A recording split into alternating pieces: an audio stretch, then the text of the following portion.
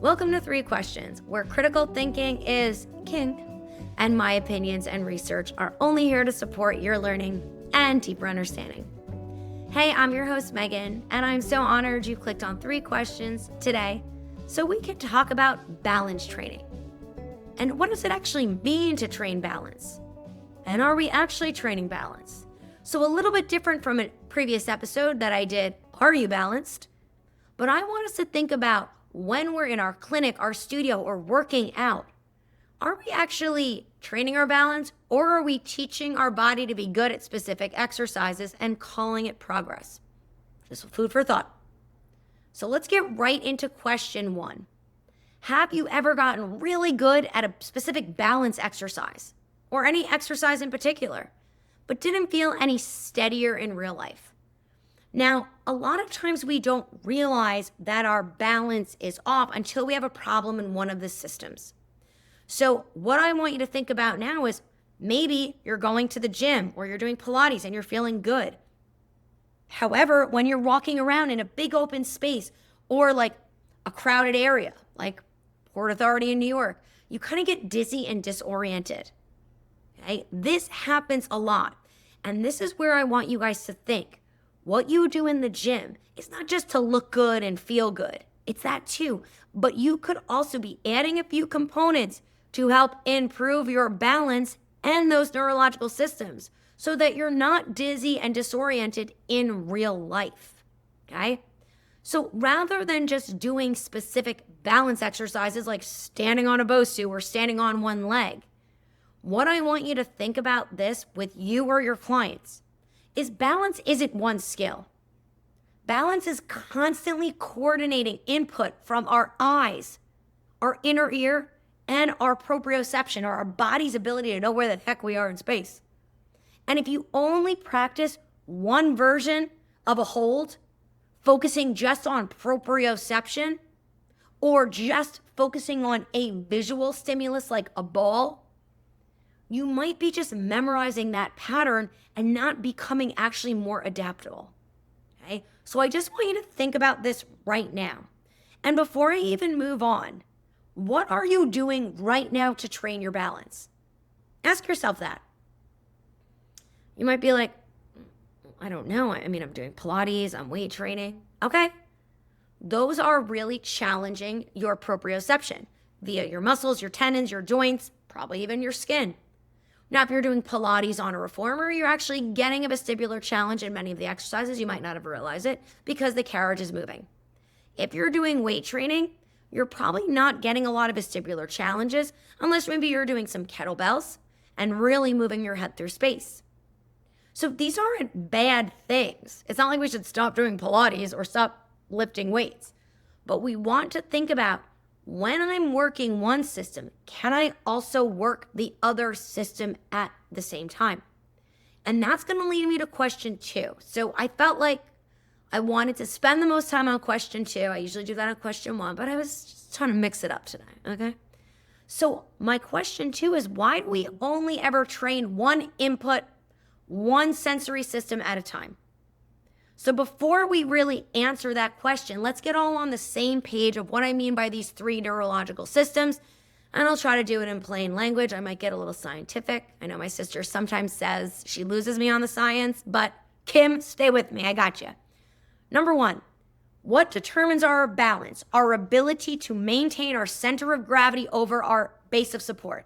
That means keep your head, your body over your feet without falling. When gravity is on us, which is all day, or any force or demand, somebody talking to us, somebody tapping us in the arm, somebody calling us turning, us stepping up, okay? So these 3 systems are our visual, our vestibular, and proprioception, okay? Now, our visual system, that one actually jams people up more than they realize, okay? And I'll use the example of, you ever like standing there and like a bee flies by you and it comes into your visual field and you like freak the hell out, right? Because it kind of surprised you in your visual field. So our vision is constantly being updated. And what you see right now, guys, I know I've said this in other episodes, that's not all your visual system is taking in. It's taking a lot of other information in, and also filling blind spots. Yes, Our brain does a lot of filling in the gaps with predictive patterns, shapes, and movements, okay? So when you are exercising, a lot of times people are looking all around, and often if you're a trainer or a teacher and you see your clients looking all around, don't tell them to look at one target. That's an indication they're trying to get more sensory input. Their brain is trying to figure out where the heck they are in space in relation to those weights, right? So what I always love for people to do is look in the direction you're going. I know this sounds simple, but people don't actually do this. It makes me crazy when someone says to someone, keep your head up and eyes up when you're squatting. Okay, let me tell you a secret. Nobody has a visual field, especially nowadays, scrolling on our phones. Our visual field up and down is way smaller than we think. So if you're looking up and you're squatting down, keeping your eyes on that visual target, once you go out of your visual field, because as we go down, our eyes are going to be tracking up, you're going to tilt your head up. Now, tilting our head up is actually extending our cervical spine, okay? Now, when we're squatting, in a perfect world, our spine will have good stability. It might have to flex at the lumbar, at that end range, depending on the depth of your squat. But we're really trying to get hip flexion, knee flexion, ankle dorsiflexion, and then the opposite on the way up.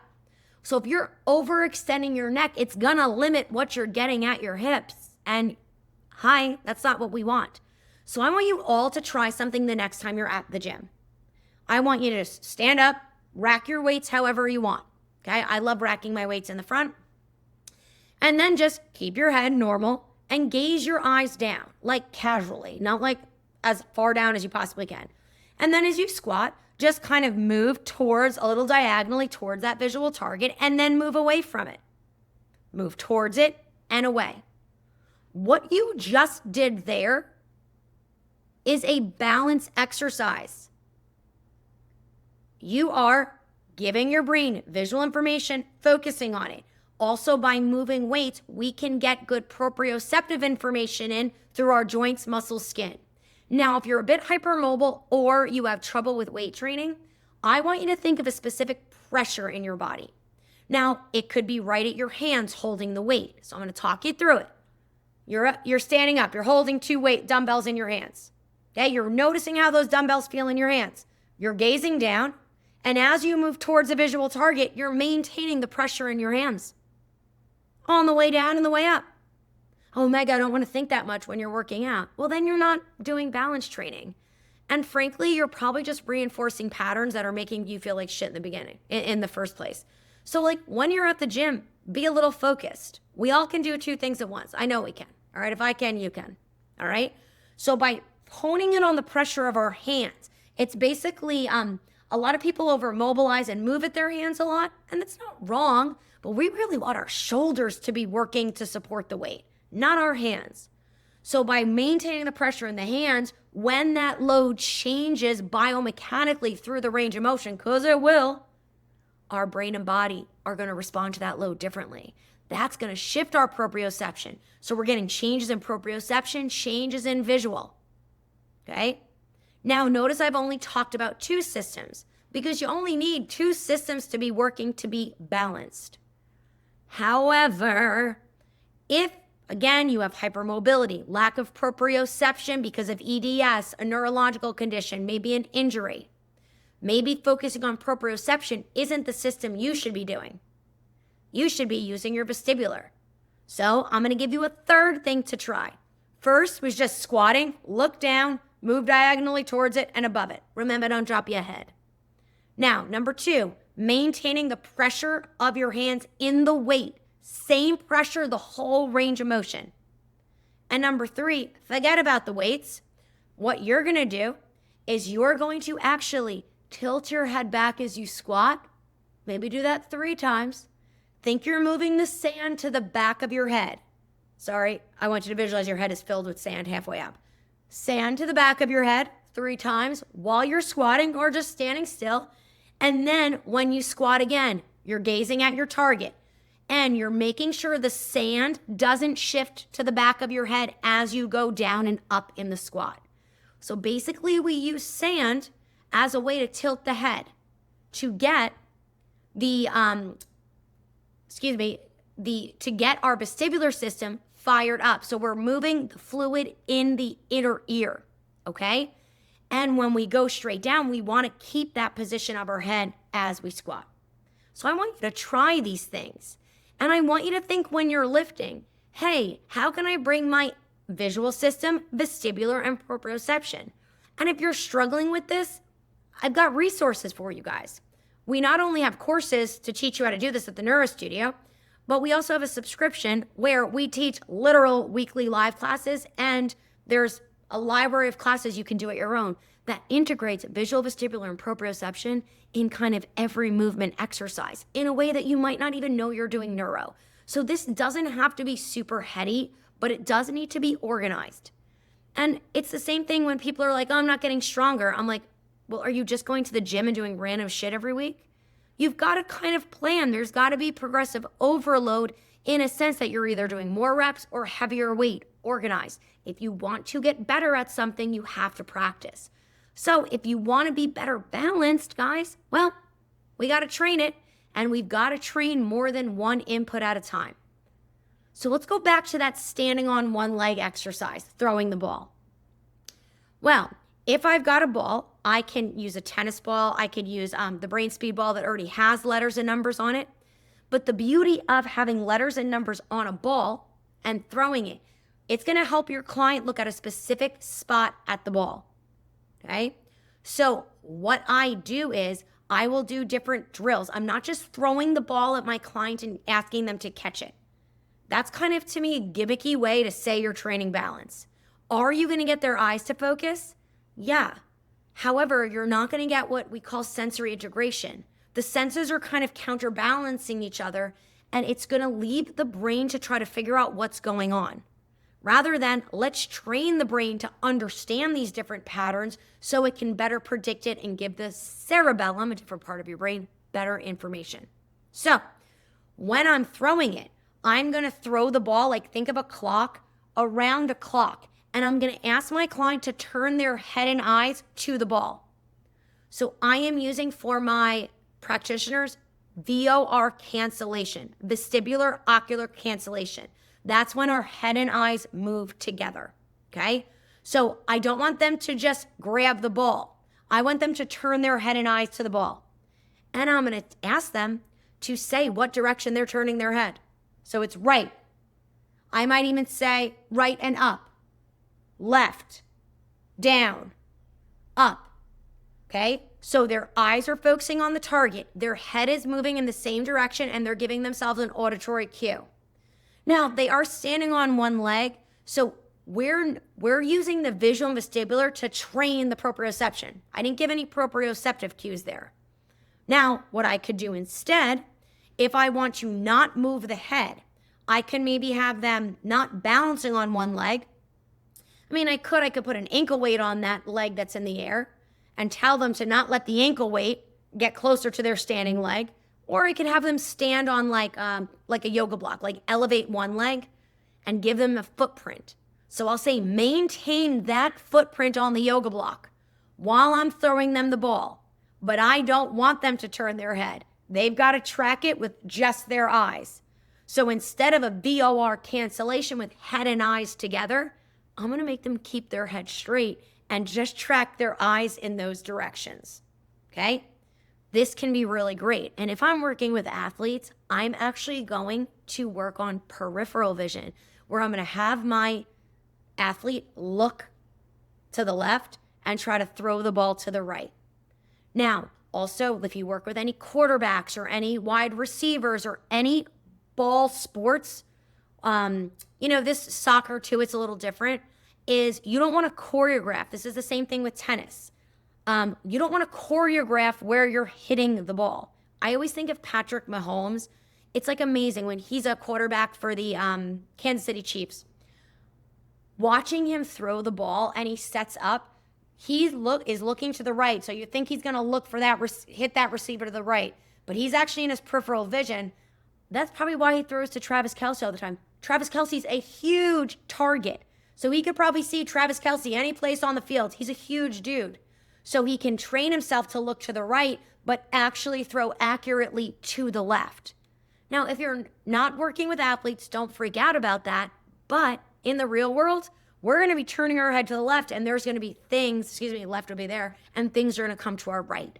So I want you to be creative with this, but don't be creative in the sense of just doing creative shit for Instagram, because that's not going to improve balance.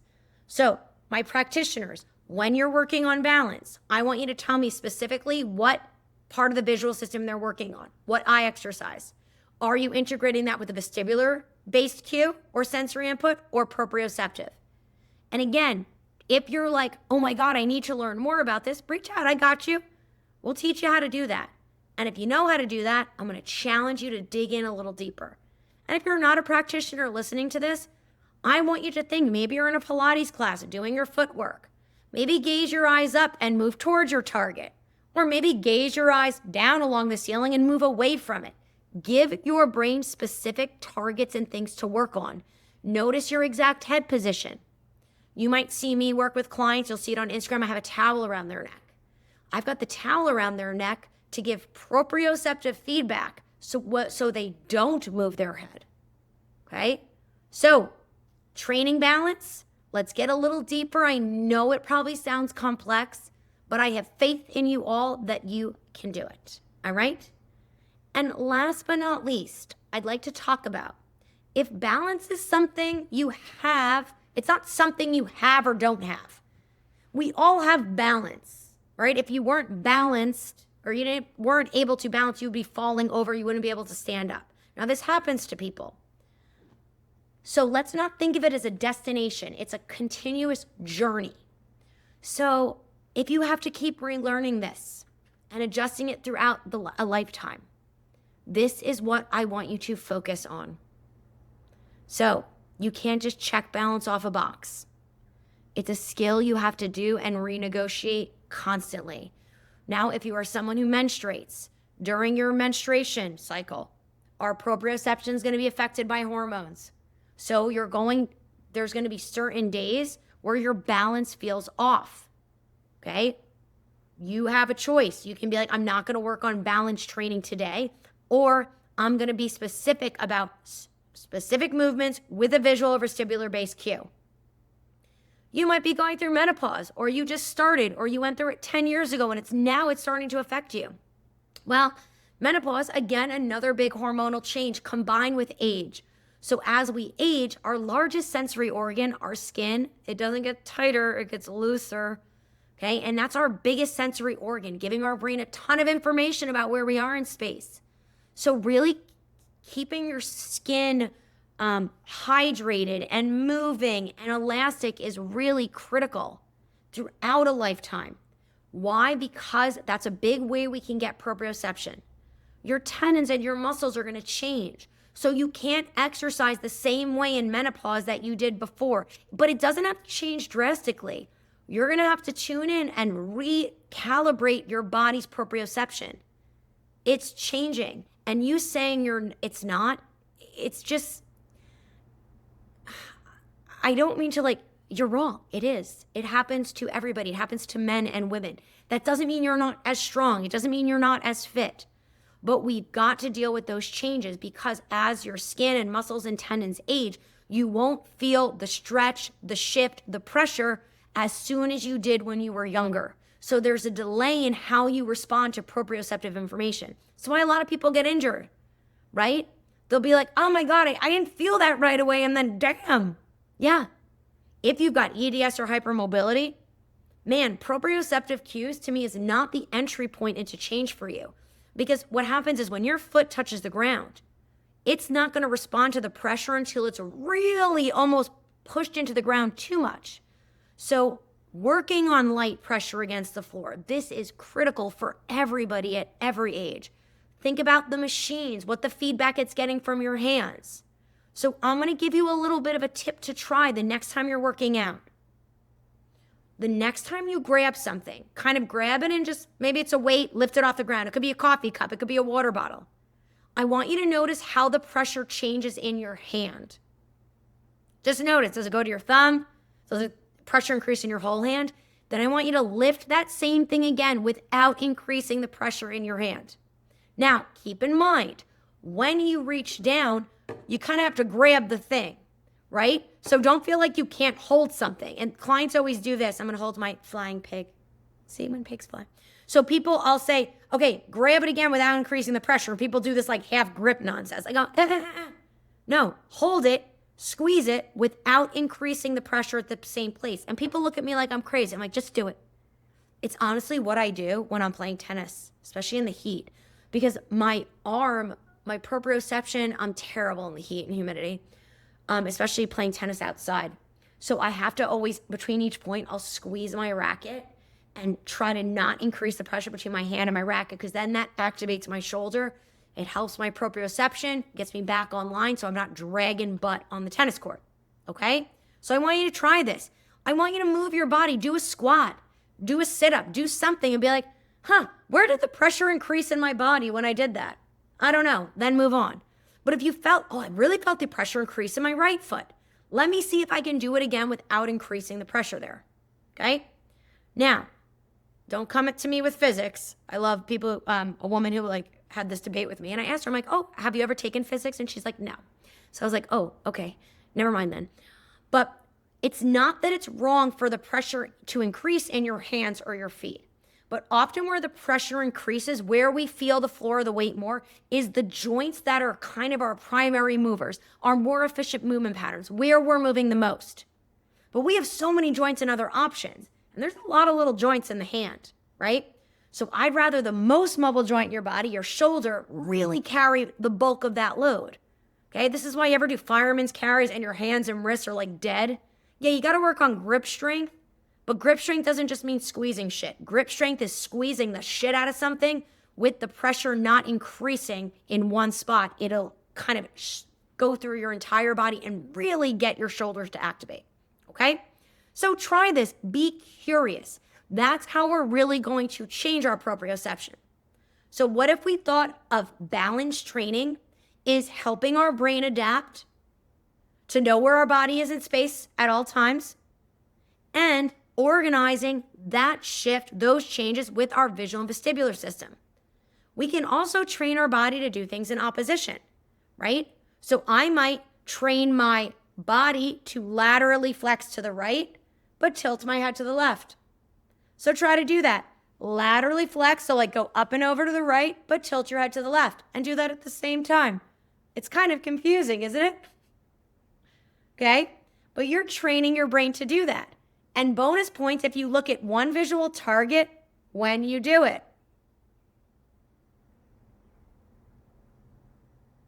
Then, maybe now, look at the same visual target and move your head and body in the same direction. And what you might notice is, whoa, I've got so much more range of motion in that direction. Sorry, I moved away from the mic. Sorry if the sound got louder or softer. Nobody needs my voice any louder than it already is, okay? So don't think that our body, our visual, vestibular, and proprioception always have to go in the same direction. However, I want your brain to be conscious and know when it's going in opposite directions. And I'm going to leave you with this. Many people, when they're doing sit to stands, okay, that's standing up, sitting down. A lot of clients, as they get older, they have neurological conditions, can't get up. And they're like, it's weakness. No, it's not. Watch your client. If they are having trouble or you're having trouble getting out of a chair, I guarantee you're supposed to shift forward when you stand up. Nobody comes up straight out of a chair. That's just not how anybody stands up. You hinge your body forward and then you stand up. What most people do is they hinge forward and then they tilt their head back when they hinge forward. Okay, so their vestibular system's telling them they're going backwards, but visual and proprioception are telling them they're going forwards. They have no idea they're doing their head backwards. No clue. So that's why I'll tell my client, I'll put a towel around their neck, I'll give them a visual target just down, and I'll just say move towards and away from that visual target. Then move towards it and stand above it. If they keep tilting their head back, which happens a lot, they have gone out of their visual field. So I could also do the opposite. Teach them to lean forward and bring their head back. Lean forward and bring the head back. Lean forward. Now stand up without tilting your head back. I actually did this with my dad yesterday. When he stands up, he almost goes too far back and he loses his balance. So I taught him how to tilt his head back and then stand up without tilting his head back. And he goes, oh, well, that felt better. I go, yeah. His brain proprioceptively did not realize he was leaning back too far when he stood up. Why is that? Well, unfortunately, he has bad neuropathy from his feet from chemotherapy, and he is 74. Also, from chemo and having cancer, he's lost a large amount of muscle mass. And don't tell my dad that I told you, but he didn't have a lot of muscle mass to begin with. So proprioceptively, his body is really struggling, okay? So to close this all up, I want to return to our 3 questions. When you're working out, when you're thinking about your body, are you training yourself to be really good at this one balance exercise? Let's focus on how we can, at the gym, be steadier in life. And how can we do that? Well, focusing on question 2, not just training one input at a time, not just be focusing on proprioception. And I got a little secret. Your proprioception is not very reliable. I know, it's annoying. Neither is mine. I pay one of my friends to literally watch me work out once a week. He's my eyes on my proprioception. Today, oh my God, it was freaking nuts. I'm working on doing some different variety and push-ups just to build some strength. And he's like, yo, why are your feet to the left? I'm like, no. How far do they have to go to the right? He's like, keep going. Keep going. I was like, shut up. He's like, no, keep going. I was like, for real? He's like, yeah. And I believed him. I'm right in front of him on camera. My proprioception was telling me that my feet were like in Guam. They were so far to the right. And he's like, I'm like, do me a favor, take a picture for me. Took a picture and I'm like, damn it. Because my proprioception told me my current pattern felt straight to me, which was shifting both my feet to the left in a plank. Because I do it all the time. So when Justin actually, shout out to Justin, when Justin actually got my feet in better alignment, it felt interesting to my brain, but it felt so crooked. But I trusted him. I know that my proprioception was a problem because in my push-up, I was losing weakness. After like the 5th rep, I was arching my back a little bit. I was losing my hips. Because my feet were not helping. When we got my feet into alignment, oh my God, the connection from my feet to my butt was like, I felt like I could do 100 push-ups. I was like, damn it. And I then said, okay, I'm going to get into that alignment again. And I go, how am I doing? He's like, you still got to go to the right. I said, okay. So I'm actually not going to do push-ups again until I see him next week. Why? Because I cannot trust my proprioception. I need his eyes on me in this position. So please don't think I am critiquing your movement patterns. I'm just saying if you want to get stronger, if you want to have better balance, that means we shouldn't reinforce your proprioception. We should change it. And my practitioners, this is why every time you straighten a client, they go, this ain't straight. And you're like, what do you think? I'm trying to jam you up here? It doesn't feel straight to them because their proprioception is telling them it's wrong. And you're like, yo, this is right. You're doing the exercise so much better. But their proprioception, so we've got to explain to people, let's not go by feel. I'm going to take a picture or use a mirror. Let's stay in alignment based off this wall and that and just do it. We've got to change their proprioception. Cool? And as they're aging, as they're changing, if you work with female young athletes, this needs to be addressed. Also, athletes, male athletes or athletes who are having a lot of testosterone, their muscles and bodies are changing. They might have big growth spurts. Girls have this as well, too. But we've got to be conscious of those changes throughout a lifetime. Teaching a kid a specific proprioceptive cue, they're going to continually do that even when they don't need it. This is why I love leading with my athletes and my athletes, older. Sorry, I didn't want to call people old. Is visual and vestibular, okay? Because they can't think what they feel is gospel. All right? So I hope you are, I maybe hope you are a little overwhelmed after this episode of being like, oh, I don't know if I'm doing enough for my balance in the gym. I want you to think about that. I want you to reach out. I am here to fully support you on this. Also, if you're looking for classes who do this, that just kind of weave it in, we've got those at the Neuro Studio. We've got a subscription. You can cancel it at any time. If you hate the classes, bye-bye. Totally fun. But it's a way for you to experience this in your body because Just training to be good at the gym is not going to help us in our real life. We need to be good at responding no matter where we are. So thanks, guys, and I look forward to exploring more questions with you in the next episode.